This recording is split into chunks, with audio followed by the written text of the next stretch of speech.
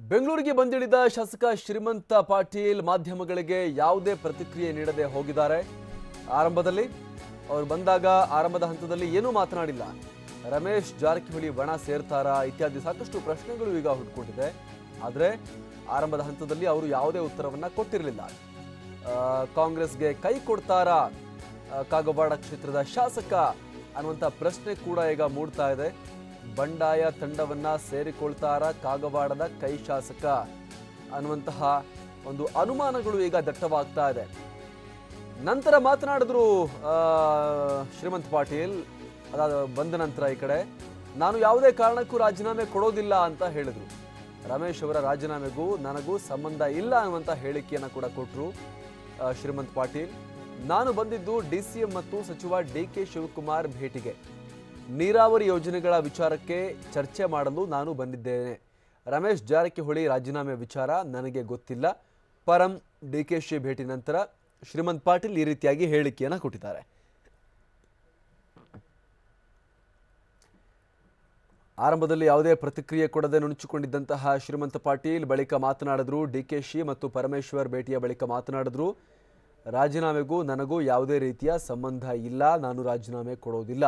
ರಮೇಶ್ ಜಾರಕಿಹೊಳಿಗೂ ನನ್ನ ಭೇಟಿಗೂ ಅವರ ರಾಜೀನಾಮೆಗೂ ಯಾವುದೇ ಸಂಬಂಧ ಇಲ್ಲ ಅಂತ ಹೇಳಿದ್ರು.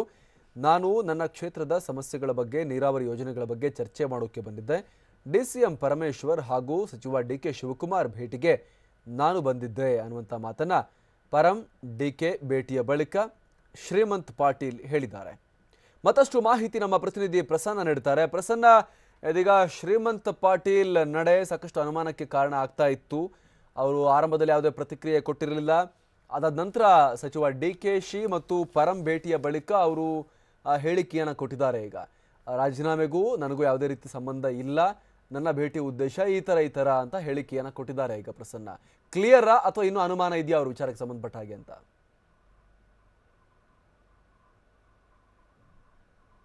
ಅಮರ್ ಪ್ರಸಾದ್, ಕಾಗವಾಡ ಶಾಸಕ ಶ್ರೀಮಂತ್ ಪಾಟೀಲ್ ಅವರ ಹೇಳಿಕೆಯನ್ನು ಗಮನಿಸಿದ್ರೆ ಅವರು ತುಂಬಾ ಸ್ಪಷ್ಟವಾಗಿದ್ದಾರೆ ಅನ್ನುವಂಥದ್ದಂತೂ ಗೊತ್ತಾಗುತ್ತೆ. ಯಾಕೆಂದ್ರೆ ಹಿಂದೆಯೂ ಕೂಡ ರಮೇಶ್ ಜಾರಕಿಹೊಳಿ ಕಳೆದ 3-4 ಬಾರಿ ಬಂಡಾಯ ಎದ್ದಂಥ ಸಂದರ್ಭದಲ್ಲೂ ಕೂಡ ಶ್ರೀಮಂತ್ ಪಾಟೀಲ್ ಅವರ ಹೆಸರು ರಮೇಶ್ ಜಾರಕಿಹೊಳಿ ಅವರ ಟೀಮ್ನಲ್ಲಿ ತಳುಕು ಹಾಕಿಕೊಂಡಿತ್ತು. ಆದರೆ ರಾಜ್ಯದಲ್ಲಿ ಕಬ್ಬು ಬೆಳೆಗಾರರ ಸಮಸ್ಯೆ ಯಾವಾಗ ಉಲ್ಬಣಗೊಳ್ಳುತ್ತೆ, ಸಕ್ಕರೆ ಕಾರ್ಖಾನೆಯಿಂದ ಕಬ್ಬು ಬೆಳೆಗಾರರಿಗೆ ಬಾಕಿ ಪಾವತಿಯಾಗಿಲ್ಲ ಅನ್ನುವಂಥ ಹೋರಾಟ ರೈತರಿಂದ ಶುರುವಾದ ಸಂದರ್ಭದಲ್ಲಿ ರಮೇಶ್ ಜಾರಕಿಹೊಳಿ ಅವರ ತಂಡದಿಂದ ಶ್ರೀಮಂತ್ ಪಾಟೀಲ್ ಅವರು ಸಂಪೂರ್ಣವಾಗಿ ಹೊರಬರ್ತಾರೆ. ಆ ಸಂದರ್ಭದಲ್ಲೂ ಕೂಡ ರಮೇಶ್ ಜಾರಕಿಹೊಳಿ ಅವರು ಮತ್ತು ನನಗೂ ಯಾವುದೇ ರೀತಿಯ ಸಂಬಂಧ ಇಲ್ಲ ಅನ್ನುವಂತಹ ಮಾತನ್ನ ಶ್ರೀಮಂತ್ ಪಾಟೀಲ್ ಅವರು ಹೇಳಿದ್ರು.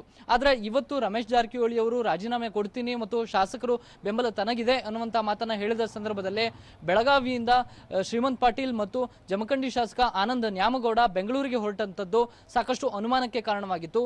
ಏಕಕಾಲಕ್ಕೆ ಆನಂದ್ ನ್ಯಾಮಗೌಡ ಮತ್ತು ಶ್ರೀಮಂತ್ ಪಾಟೀಲ್ ಅವರು ಯಾಕೆ ಬೆಂಗಳೂರಿಗೆ ಹೋಗ್ತಾ ಇದ್ದಾರೆ ಮತ್ತು ಒಂದೇ ಫ್ಲೈಟ್ ಅನ್ನ ಯಾಕೆ ಬುಕ್ ಮಾಡ್ಕೊಂಡು ಹೋಗ್ತಿದ್ದಾರೆ, ಈ ರೀತಿಯ ಪ್ರಶ್ನೆಗಳು ಉದ್ಭವವಾಗಿದ್ವು. ಆದ್ರೆ ಈ ಎಲ್ಲ ಪ್ರಶ್ನೆಗಳಿಗೂ ಕೂಡ ಶ್ರೀಮಂತ್ ಪಾಟೀಲ್ ಅವರೇ ಒಂದು ಉತ್ತರವನ್ನ ಕೊಟ್ಟಿದ್ದಾರೆ.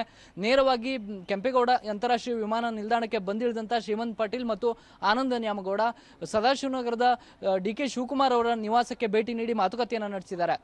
ಅದಾದ ನಂತರ ಮಾಧ್ಯಮಗಳಿಗೆ ಪ್ರತಿಕ್ರಿಯೆ ಕೊಟ್ಟಿರುವಂತಹ ಶ್ರೀಮಂತ್ ಪಾಟೀಲ್ ಅವರು ತನಗೂ ರಮೇಶ್ ಜಾರಕಿಹೊಳಿ ಅವರ ರಾಜೀನಾಮೆ ವಿಚಾರಕ್ಕೂ ಯಾವುದೇ ರೀತಿಯ ಸಂಬಂಧ ಇಲ್ಲ, ಆ ವಿಚಾರ ತನಗೆ ಗೊತ್ತೇ ಇಲ್ಲ ಮತ್ತು ಕ್ಷೇತ್ರದ ನೀರಾವರಿಯ ವಿಚಾರಕ್ಕೆ ಸಂಬಂಧಪಟ್ಟ ಹಾಗೆ ಜಲಸಂಪನ್ಮೂಲ ಸಚಿವ DK ಶಿವಕುಮಾರ್ ಅವರನ್ನ ಭೇಟಿಯಾಗಿದ್ದೆ ಅನ್ನುವಂತಹ ಸ್ಪಷ್ಟನೆಯನ್ನ ಕೊಟ್ಟಿದ್ದಾರೆ. ಆ ಮೂಲಕ ಶ್ರೀಮಂತ್ ಪಾಟೀಲ್ ಅವರ ಮೇಲೆ ಇದ್ದಂತಹ ಒಂದು ರೀತಿಯ ಅನುಮಾನದ ಪೊರೆ ಕಳಚಿ ಹೋಗಿದೆ ಅಂತಲೇ ಹೇಳಬೇಕು. ಹಿಂದೆಯೂ ಕೂಡ ಹಲವು ಬಾರಿ ರಮೇಶ್ ಜಾರಕಿಹೊಳಿ ಅವರು ಬಂಡಾಯ ಎದ್ದ ಸಂದರ್ಭದಲ್ಲಿ ಶ್ರೀಮಂತ್ ಪಾಟೀಲ್ ಅವರು ತಮ್ಮ ನಿಲುವನ್ನ ಸ್ಪಷ್ಟಪಡಿಸಿದ್ದಾರೆ. ನಾನು ಯಾವುದೇ ಕಾರಣಕ್ಕೂ ಕೂಡ ರಾಜೀನಾಮೆ ಕೊಡೋದಿಲ್ಲ ಅನ್ನುವಂತ ಮಾತನ್ನ ಹೇಳಿದ್ದಾರೆ. ಆದ್ರೆ ಮೊದಲಿನಿಂದಲೂ ಕೂಡ ರಮೇಶ್ ಜಾರಕಿಹೊಳಿ ಅವರ ಜೊತೆ ಶ್ರೀಮಂತ್ ಪಾಟೀಲ್ ಆಪ್ತವರು ಅನ್ನುವಂತ ಕಾರಣಕ್ಕೋಸ್ಕರ ಇಂಥದ್ದೊಂದು ಅನುಮಾನ ಈಗಲೂ ಕೂಡ ಕಾಣ್ತಾ ಇದೆ. ಆದ್ರೆ ಸದ್ಯದ ಮಟ್ಟಿಗೆ ಶ್ರೀಮಂತ್ ಪಾಟೀಲ್ ಅವರ ಹೇಳಿಕೆಯನ್ನ ಗಮನಿಸಿದ್ರೆ ಯಾವುದೇ ಕಾರಣಕ್ಕೂ ಅವರು ಪಕ್ಷದಿಂದ ಹೊರನಡೆಯುವಂತ ಒಂದು ತೀರ್ಮಾನವನ್ನ ತೆಗೆದುಕೊಳ್ಳಿಕ್ಕಿಲ್ಲ ಅನ್ನುವಂಥದ್ದಂತೂ ಸ್ಪಷ್ಟವಾಗಿ ಗೊತ್ತಾಗ್ತಾ ಇದೆ. ಅಮರ್ ಪ್ರಸಾದ್, ಈಗ ಭೇಟಿ ಉದ್ದೇಶ, ಪರಂ ಮತ್ತು DK ಭೇಟಿಯ ಉದ್ದೇಶ ಕೇವಲ ಕ್ಷೇತ್ರದ ಸಮಸ್ಯೆಗಳು, ಅನುದಾನ ಮತ್ತು ನೀರಾವರಿ ಇಲಾಖೆಯ ಯೋಜನೆಗಳು ಎಷ್ಟು ಮಾತ್ರನಾ, ಅಥವಾ ಏನಾದರೂ ಕೂಡ ಬಂಡಾಯದ ಮುನ್ಸೂಚನೆ ಅರಿತು ಮುಂಚೆನೆ ಅಲ್ಲೇನಾದರೂ ಕೂಡ ಮೂಲ ಮಚ್ಚೋ ಕೆಲಸ ಏನಾದರೂ ಆಯ್ತಾ, ಅಲ್ಲೇನು ನಡೆದಿದೆ ಅಂತ ಹೇಳಿ?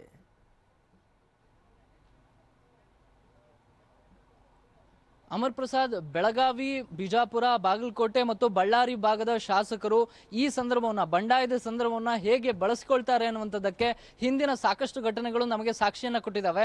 ಇವತ್ತು ನಡೀತಾ ಇರುವಂತಹ ಬೆಳವಣಿಗೆಗಳು ಕೂಡ ಅದಕ್ಕೆ ಪೂರಕವಾಗಿದ್ದಾವೆ. ಆದರೆ ನೇರವಾಗಿ ಶ್ರೀಮಂತ್ ಪಾಟೀಲ್ ಅವರು ಡಿ ಕೆ ಶಿವಕುಮಾರ್ ಅವರನ್ನ ಭೇಟಿಯಾಗಿ ತಮ್ಮ ಅಸಮಾಧಾನವನ್ನು ಹೊರಹಾಕಿರುವಂಥದ್ದನ್ನ ನಾವು ಸಂಪೂರ್ಣವಾಗಿ ಒಪ್ಪೋದಕ್ಕೆ ಸಾಧ್ಯವಿಲ್ಲ. ಯಾಕೆಂದ್ರೆ ಮೊದಲಿನಿಂದಲೂ ಕೂಡ ಬೆಳಗಾವಿಯ ರಾಜಕಾರಣಕ್ಕೆ ಡಿ ಕೆ ಶಿವಕುಮಾರ್ ಎಂಟ್ರಿ ಆಗೋದನ್ನ ಅಲ್ಲಿನ ಯಾವೊಬ್ಬ ಶಾಸಕರು ಕೂಡ ಒಪ್ಪಿಕೊಳ್ಳೋದಕ್ಕೆ ಸಿದ್ಧರಿಲ್ಲ. ಈಗಲೂ ಕೂಡ ಜಲಸಂಪನ್ಮೂಲ ಸಚಿವರು ಅನ್ನುವಂಥ ಕಾರಣಕ್ಕೋಸ್ಕರ ಮಾತ್ರ ಈ ಒಂದು ಭೇಟಿ ನಡೆದಿದೆ ಅನ್ನುವಂಥದ್ದನ್ನ ಸ್ಪಷ್ಟವಾಗಿ ಒಪ್ಪಿಕೊಳ್ಳಬಹುದು.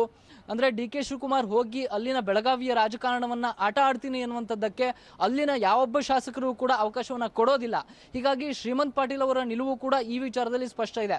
ಹೊರಗಿನಿಂದ ಬಂದು ಇಲ್ಲಿನವರು ರಾಜಕಾರಣವನ್ನ ಮಾಡೋದಕ್ಕೆ ನಾವು ಒಪ್ಪೋದಿಲ್ಲ ಅನ್ನುವಂಥ ಮಾತನ್ನು ಕೂಡ ಹಿಂದೆ ಶ್ರೀಮಂತ್ ಪಾಟೀಲ್ ಅವರು ಹೇಳಿದ್ದಾರೆ.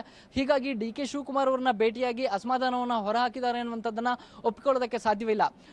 ಡಿ.ಸಿ.ಎಂ. ಪರಮೇಶ್ವರ್ ಅವರು ಕೂಡ ಡಿ ಕೆ ಶಿವಕುಮಾರ್ ಅವರ ನಿವಾಸದಲ್ಲಿ ಕಾಕತಾಳೀಯ ಅನ್ನುವಂಥ ರೀತಿಯಲ್ಲಿ ಅಲ್ಲಿ ಭೇಟಿ ಮಾಡ್ತಾ ಇದ್ರು. ಇದೇ ಸಂದರ್ಭದಲ್ಲಿ ಶ್ರೀಮಂತ್ ಪಾಟೀಲ್ ಅವರು ಕೂಡ ತೆರಳಿ ಅಲ್ಲಿನ ನೀರಾವರಿ ಸಮಸ್ಯೆಗಳ ಬಗ್ಗೆ ಮಾತುಕತೆಯನ್ನ ನಡೆಸಿದ್ದಾರೆ. ಇನ್ನೊಂದು ಕಡೆ ಆನಂದ್ ನ್ಯಾಮಗೌಡ ಅವರು ಕೂಡ ಶ್ರೀಮಂತ್ ಪಾಟೀಲ್ ಅವರಿಗೆ ಸಾಥನ್ನ ಕೊಟ್ಟಿದ್ರು. ಜಮಖಂಡಿ ಭಾಗದ ನೀರಾವರಿ ಸಮಸ್ಯೆಗಳೇನಿದೆ ಅಲ್ಲಿನ ಸಮಸ್ಯೆಗಳ ಬಗ್ಗೆಯೂ ಕೂಡ ಡಿ ಕೆ ಶಿವಕುಮಾರ್ ಅವರ ಜೊತೆ ಚರ್ಚೆಯನ್ನು ನಡೆಸಿದ್ದಾರೆ ಎನ್ನುವಂತಹ ಮಾಹಿತಿ ಲಭ್ಯವಾಗ್ತಾ ಇದೆ. ಆನಂದ್ ನ್ಯಾಮಗೌಡ ಅವರು ಕೂಡ ಮೊದಲಿನಿಂದಲೂ ಅವರ ತಂದೆಯವರ ಕಾಲದಿಂದಲೂ ಕೂಡ ಸಿದ್ದರಾಮಯ್ಯನವರ ಜೊತೆ ಕೊಂಡಂತವರು ಮೊದಲನೇ ಬಾರಿ ಈ ಸಲ ಗೆದ್ದಿದ್ದಾರೆ. ಹೀಗಾಗಿ ನೇರವಾಗಿ ಅವರು ಅಸಮಾಧಾನವನ್ನು ಹೊರಹಾಕುವ ಮಟ್ಟಕ್ಕೆ ಬೆಳೆದು ನಿಲ್ಲೋದಿಲ್ಲ ಅನ್ನುವಂಥ ಒಂದು ನಿರೀಕ್ಷೆ ಸದ್ಯ ಕಾಂಗ್ರೆಸ್ ನಾಯಕರಲ್ಲಿದೆ. ಹೀಗಾಗಿ ಕೇವಲ ಕ್ಷೇತ್ರದ ಸಮಸ್ಯೆಯ ವಿಚಾರವಾಗಿ ಮಾತ್ರ ಡಿ ಕೆ ಶಿವಕುಮಾರ್ ಅವರನ್ನ ಶ್ರೀಮಂತ್ ಪಾಟೀಲ್ ಮತ್ತು ಆನಂದ್ ನ್ಯಾಮಗೌಡ ಭೇಟಿಯಾಗಿದ್ದಾರೆ ಅನ್ನುವಂಥದ್ದು ಮೇಲ್ನೋಟಕ್ಕಂತೂ ಸ್ಪಷ್ಟ. ಆದರೆ ಬೆಳಗಾವಿಯ ರಾಜಕೀಯ ಹೇಗೆ ಬೇಕಾದರೂ ತಿರುವನ್ನ ಪಡೆದುಕೊಳ್ಳುತ್ತೆ. ಸದ್ಯಕ್ಕಂತೂ ಅವರ ಭೇಟಿಯನ್ನ ಇಷ್ಟಕ್ಕೆ ಮಾತ್ರ ಅರ್ಥೈಸೋದಾದ್ರೆ ಮುಂದೆ ಯಾವ ರೀತಿಯ ತಿರುವನ್ನು ಕೂಡ ಪಡ್ಕೋಬಹುದು. ಅದನ್ನು ಅಲ್ಲಗಳೆಯೋ ಹಾಗಂತೂ ವಾತಾವರಣ ಇಲ್ಲ. Amar Prasad, thank you